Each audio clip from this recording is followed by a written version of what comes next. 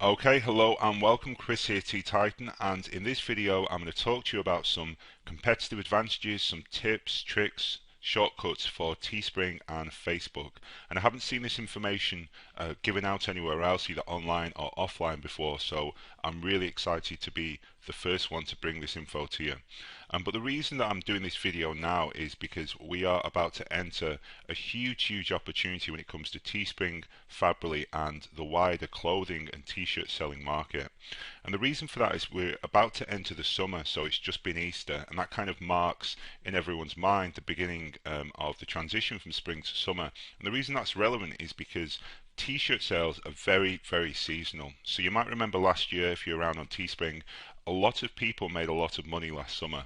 Um, and the reason they're able to do that in part was because of the fact that people buy t-shirts in the summer. In particular, as we lead into the summer, people will start buying t-shirts in preparation for that. In the winter, people will occasionally buy hoodies in the Northern Hemisphere in the United States.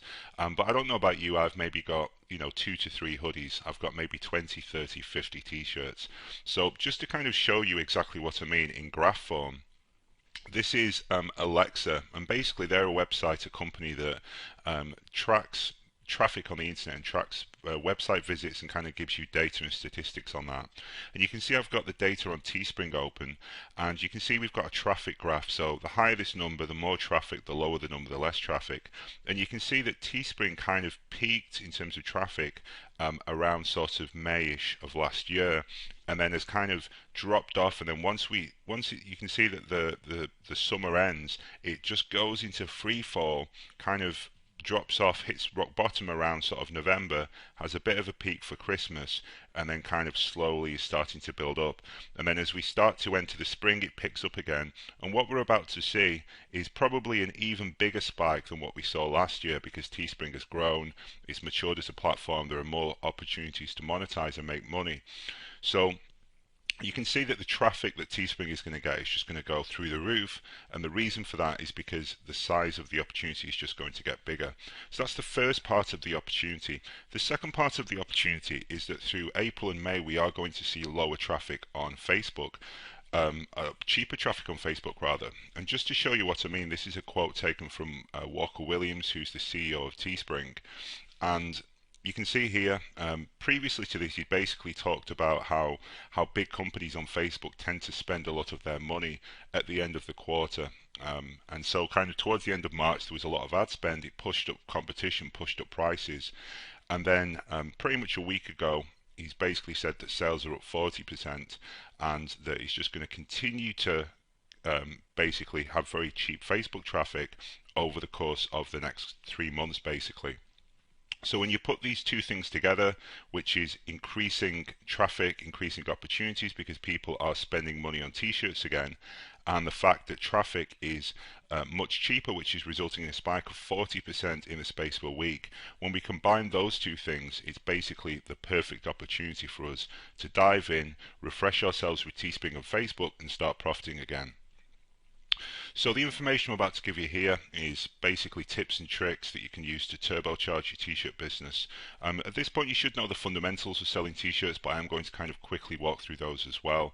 All the information is taken from stuff I've done myself and also campaigns that I've seen other people succeed with.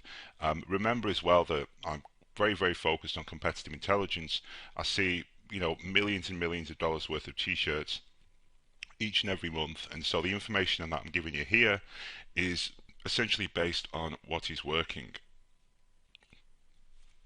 So before we get started, just a very brief overview of t-shirt selling. So I'm going to assume that you really do know the basics and kind of move quickly through it.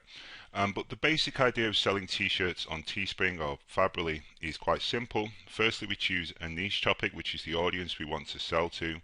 Secondly, we create a design, which is the actual image. We come up with an idea for a slogan. We turn it into a design image. We put it onto a t-shirt and then upload it to Teespring or Facebook. And then we get traffic from Facebook by finding interests, which are kind of keywords that we can target, and advertising to people who like those particular keywords. Then finally, we look at the results. Is the campaign going well? Are we in profit? Are there any particular ages or genders that seem to be performing well? And we either kill the campaign, we tweak it to focus on some of the more profitable sections of the audience, or we expand it if we are making money, basically. So what I'm going to do now is very quickly just run through some tips and tricks. Again, this is information I've not seen anyone else really talk about, and I just wanted to put it out there to kind of reinvigorate you and get you focused as we head into this very, very profitable season for t-shirt selling. So the first step is all about choosing a niche, and a niche market is basically an audience that we can target on Facebook. So it's people who like pit bulls, people who are firefighter moms, people who are into pottery. It's basically a group of people that we can kind of describe in a sentence and that we can reach on Facebook. So the first tip is people always ask me, how do I come up with niche ideas? And normally I'll give them 10 or 20 or various different steps and things that you can do. I'm not going to do that here. I'm just literally going to give you one Google search that you can do. So literally head over to Google and search 100 hobbies, and you'll see that there's 1, 2, 3, 4, 5, 6, 7. There's basically a lot of lists here of hobbies that you can apply, and I've gone through them, there's probably somewhere in the region of maybe 200 to 300 possible niche ideas, which is more than enough for us to get started.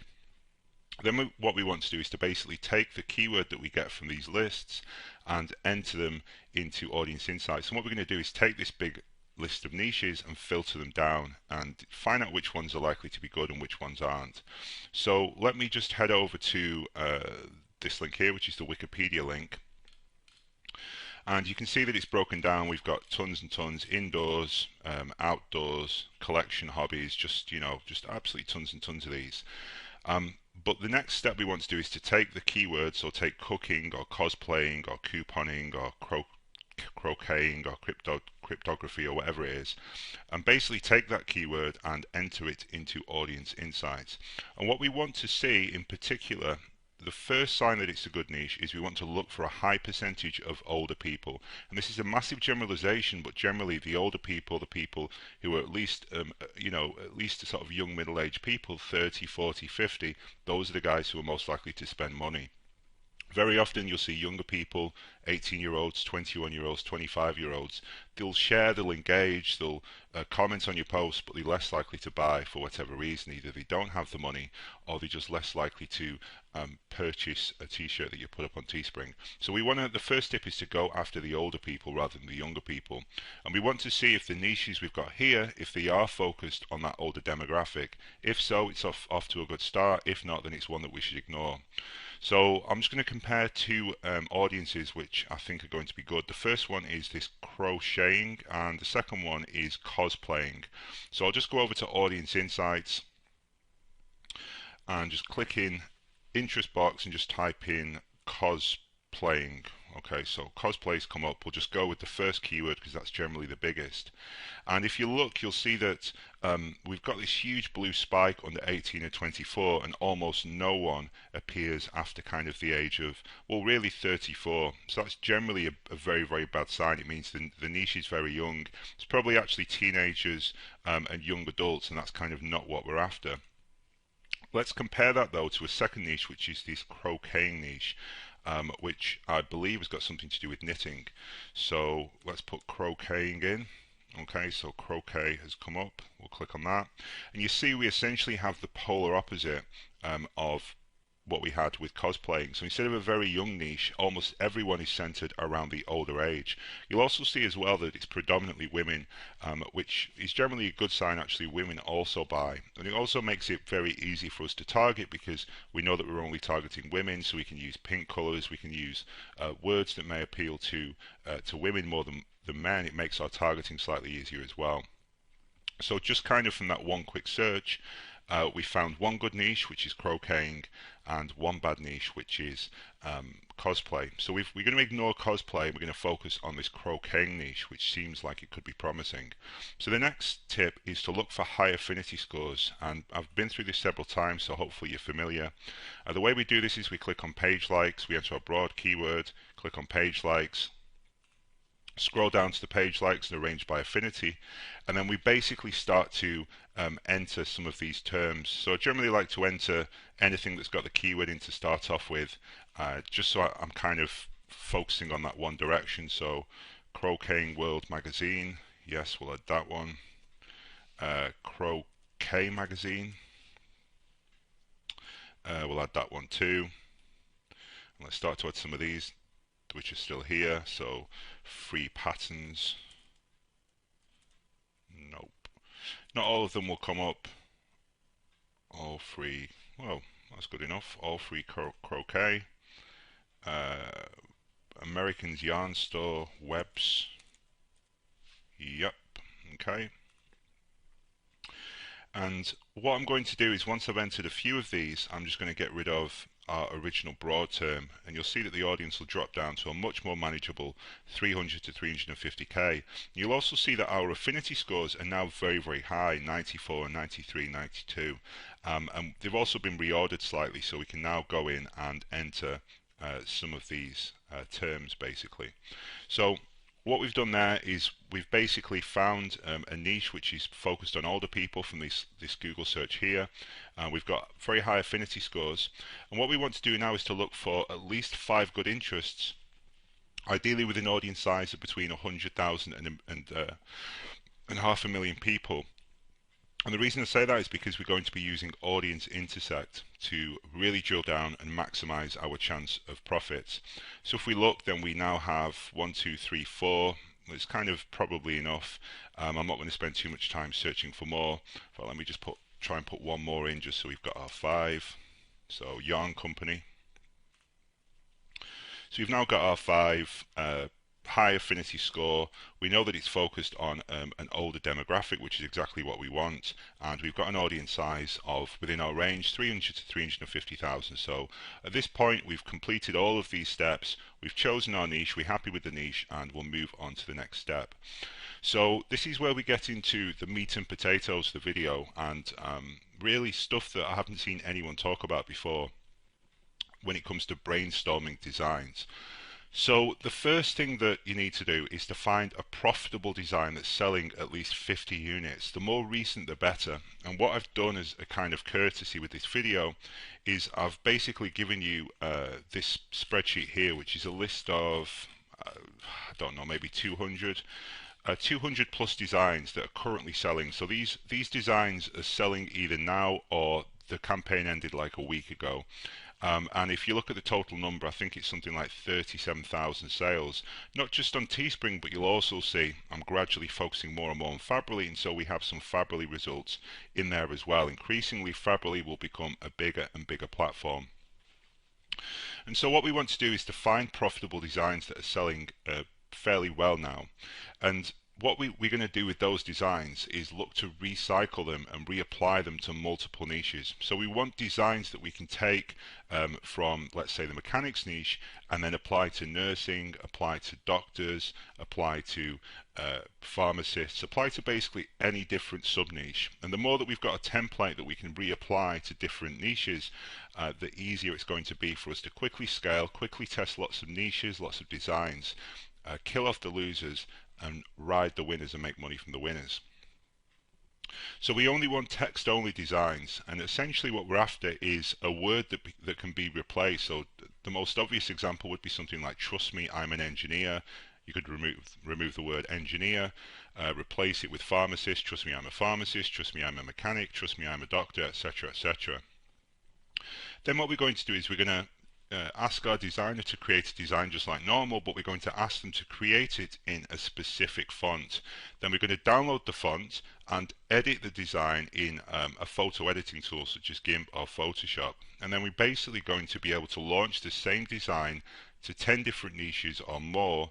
And the benefit to all this is, if you can think about it, we've basically started with a design which is already sold in one niche. What we're going to do is modify it slightly so that we're not just copying the original design, tweak it slightly, and then reapply it to lots of other different niches. So it's low risk because we're starting from something that's selling, and because we're just reusing the same design, it's very efficient. It means we don't have to spend a lot on designers, and we can generate a lot of profits. So let me just give you a couple of examples. So I have here 3 designs which have either sold for me or have sold for other people and have then been modified. In fact, all of these are ones that I have sold in some form and basically used. So I think this one's slightly hard to read, but it says something like, you would drink too if you were a dental assistant. I'm not crazy because I'm a graphic designer, I'm crazy because I like it, and my daughter is the world's best kayaker in the history of the world. Well, basically, if we just return to this, then we've got the first step, which is we found profitable designs that are selling right now. And then the next step is we want to recycle those designs from one niche to another. And the way we do that is by getting our designer to recreate the design in a specific font. Then we get the font, we open it up in our photo editing tool and spin that design to as many different niches as we want. So let me just show you a few of these possible combinations that we can do. So keep calm, I'm a, and then we've got this empty space.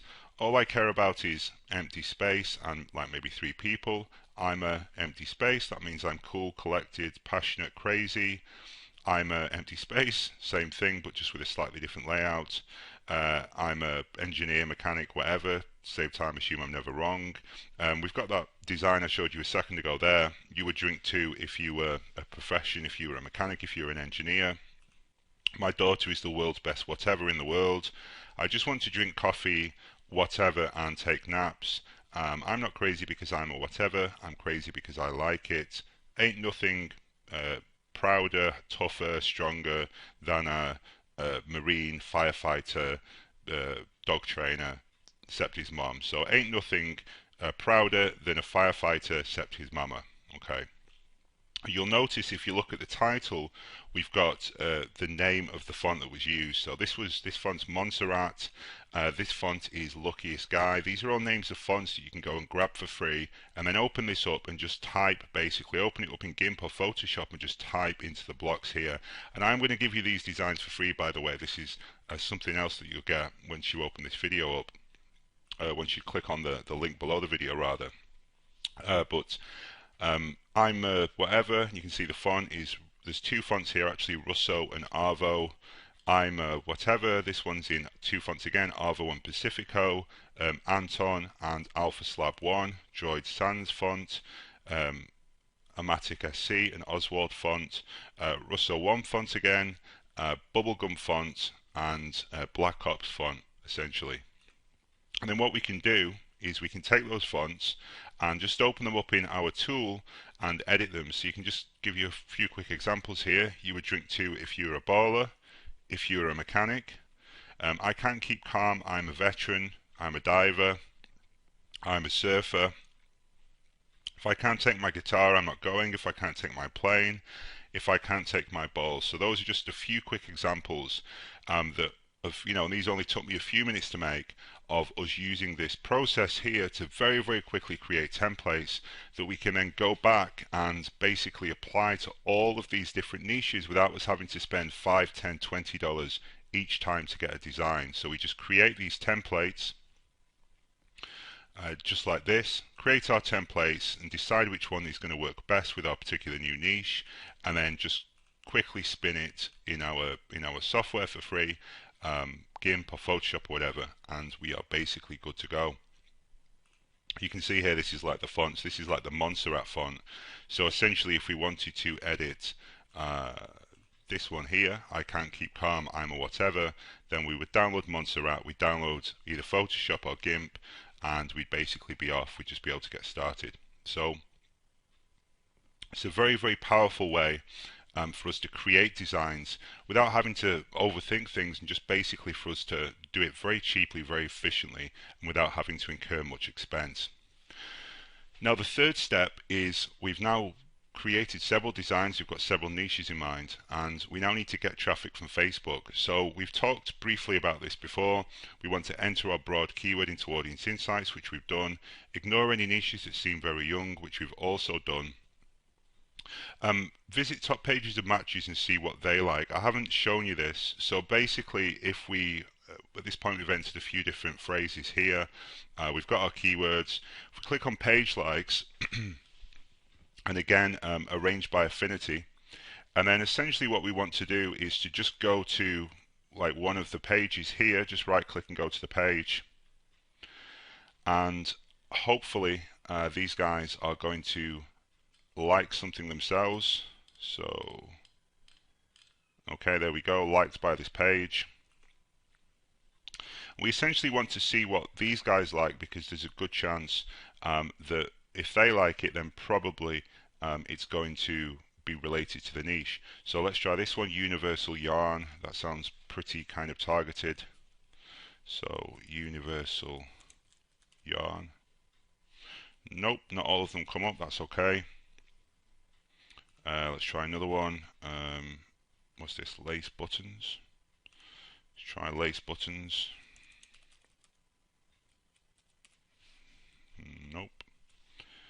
And we're basically just going to enter as many of these as possible, hoping that they come up. Lion brand yarn. And you can find some really, really good ones here. Okay, there we go. Lion brand yarn has come up now. So we'll just add that. I'm going to stop there. But you see our audience has got slightly bigger. We have another really good term there that we can target and that we can play around with. So what we want to do now is, now that we've basically got, between sort of 5 and 10 different results, interests that we can target, we want to basically apply audience intersect. So the way this works is we set up our ad as normal. You will need to get the audience intersect plugin, which you can get from audienceintersect.com. So we set up our design as normal on Teespring. We do our post on Facebook. We launch our campaign. But what we'll want to do is we'll basically want to create several different intersects using groups. And basically what I mean by groups is something like this. So we create our ad initially using, let's say, a magazine interest that relate to the particular niche, and then we'll add a second intersect which will be a product type. So for example, it could be crocheting magazines, and then let's say that the product type was a type of yarn or a type of wool, so we would have lots of manufacturers of wool. And then the third intersect we would add would then be let's say, for example, websites within the crocheting niche. So let me just give you a quick example of what I'm talking about. This is a campaign that I put up last night targeting the drummer niche. You can see there was about 33,000 people in the niche before I added intersect. And because the t-shirt says, "I promise honey, this is my last drum kit," I basically just targeted people who are married or in a relationship, that kind of thing. But anyway, what I wanted to show you is if I click on intersect, you'll see that what I've done is initially my first targeting is to target people who like drum magazines. I've then added an intersect, which is people who like Zildjian, which is probably the biggest drum company. Then also people who like I'm not sure how to pronounce this. I think it's Maynel. I think they make cymbals basically. So they're like the second biggest kind of company. And then I've added a third one, which is also another drum manufacturer. Well, two actually, Premier and also Pearl. So our audience of 30,000 people has dropped down to the most targeted 7,000 to 8,000 people just by adding these repeated intersects essentially. And so that's the exact kind of example of what I'm talking about here. And we might actually return to that in that campaign later on. As I've mentioned, we also only want to target to people who are age 30. The niche should be focused on that anyway, but really that's kind of our target market. And then finally, we want to set a low budget of between $2 and $5 per day. So we want to go in low unless it's a niche that you already know and that you've already got experience with. And as soon as we see that it looks crappy, we're going to kill it. Otherwise, we're going to let it run or tweak it, as I'll show you in just a second. So we've put our campaign live. We've set a low daily budget of maybe between $2 and $5, and then we want to check on the campaign after we've spent somewhere between sort of $2 to $3, and basically decide whether we're going to kill the campaign, whether we're going to let it run or tweak it. So firstly, if the cost per engagement is above 50 cents, then chances are you're going to want to just kill the campaign because it's just not going to perform. It's not worth our time. So here we've got one that's a lot lower than that. It's about 8 cents, about 8 pence, which is probably about 12 cents cost per engagement, which is really strong. Of course, it would be really strong because it's so targeted using these intersects, which is one of the benefits of taking this approach. But you know, the bottom line is it is basically well kind of below this. If it was more like, say, I don't know, like 70 pence or something, then we would just say, nope, this is a bad campaign, we'll just kill it. So in this case, our drum campaign is good enough to move on to the next step. So what we're going to do is we're going to let it run, but we also want to look at the best age and gender. So with Facebook, under Facebook reports, which you can access just by, actually I don't know if you can see it, it's just basically here, it's just on the left hand side, just like the third link down. And this is something, by the way, that I talk about inside T-Shirt Titan 1. But the basic idea is you want to look at Facebook reports and see how each age and gender is performing for cost per website click and cost per share and click-through rate. So really we want cost per website click of a maximum 70 cents, ideally lower. Cost per share of kind of 50 cents, ideally lower. And click-through rate of above 6%. And we can just look at these under our reports and see which age and gender is performing best, basically. And this is something, again, that I do talk about in Titan 1. If you need a quick refresher, go to the quick start guide in the download area and go right to the end of the document, and I do talk about this in some specific detail. But essentially we want to look at our reports and decide whether we should focus on a particular age and gender. Now, if the design does reach $5 to $10 and we don't have any sales, then we should kill it off. If we do have sales, then we should gradually increase our budget. And I think those kind of two things are quite obvious. If it's in profit at $5 to $10, we scale it up. If it's losing, then we cut it off. But what I want to focus on here is what to do when it's kind of that middle ground, especially when we've just spent $2 or $3 and we're not entirely sure. So I've basically got two campaigns open. Again, these are kind of ones that are currently running. And this is, in case you're wondering, this is a custom layout that I'm giving you a preview of. I'm going to talk a little bit more about this tomorrow, but this is something that hasn't been put out into the market before and I'm really excited about. But anyway, what you're looking at here is basically a campaign that was running targeting soccer moms. And overall, you can see the campaign is kind of, doing not that great. We've got moderately good cost per website click of 32 pence. We've got no shares. Engagement is pretty expensive. It's probably slightly above actually when we convert it to cents, 50 cents. So it's probably one that I would have killed anyway. And click-through rate's pretty poor. Across, it's only targeting women, but across the whole campaign it's doing pretty crappy really. But what's interesting is if we look specifically at the 65 plus segment, then you'll see that we actually have some pretty strong metrics. We've got a very, very good click-through rate, 14.2%. We're only paying 10 pence per website click, which is really, really strong. And while we don't have any shares, our cost per engagement is 13 pence, which is maybe just under 20 cents. So for 65 plus, the metrics are actually really, really strong. For the rest of the campaign, it's pretty poor, but it just goes to show the value of looking at age and gender. And by the way, like I say, this is a custom software that I'm using, which I will be talking about soon. I'll be pulling back the curtain on this soon, but for now you can get pretty much the same data by going to Facebook reports. Here's another example. This is a poker one again, which I've just been running. You can see overall it's kind of not doing too badly really. 4% click-through rate, 22 pence website clicks, no shares though. Cost per engagement's 22 pence. Cost per engagement across the board, so kind of not too baddish. But if we look again at the age, you'll see that pretty much all the love that we get in here is focused on the 35 to 54 kind of bracket. In fact, the 45 to 54 bracket has got a really, really strong click-through rate, a really, really kind of healthy cost per website click. Again, unfortunately, no shares, but very, very strong cost per engagement. So you can see that a campaign which overall seems to be performing a particular way, when we actually break it down and look at specific segments, both age and gender, and by the way, you can see females performing incredibly well as well, although it's probably a smaller part of the audience. But you can see that when we break it down like this, it really does show us that a campaign that we thought was doing good or bad is actually a kind of a mix of different grey areas, with different ages and different genders performing at different levels. So like I say, do make sure that you go into those reports and look at the best age and gender, and do this as soon as you kind of hit $2 to $5 ad spend. The trends will become obvious. So that pretty much covers it for this video. Watch out for the next one. I'm going to talk about the biggest opportunity of the summer. I've already talked about how huge the opportunity is going to be over the next 2 or 3 months anyway. But next video, I'm going to talk about the really, really big stuff and how you can take advantage of it before anyone else.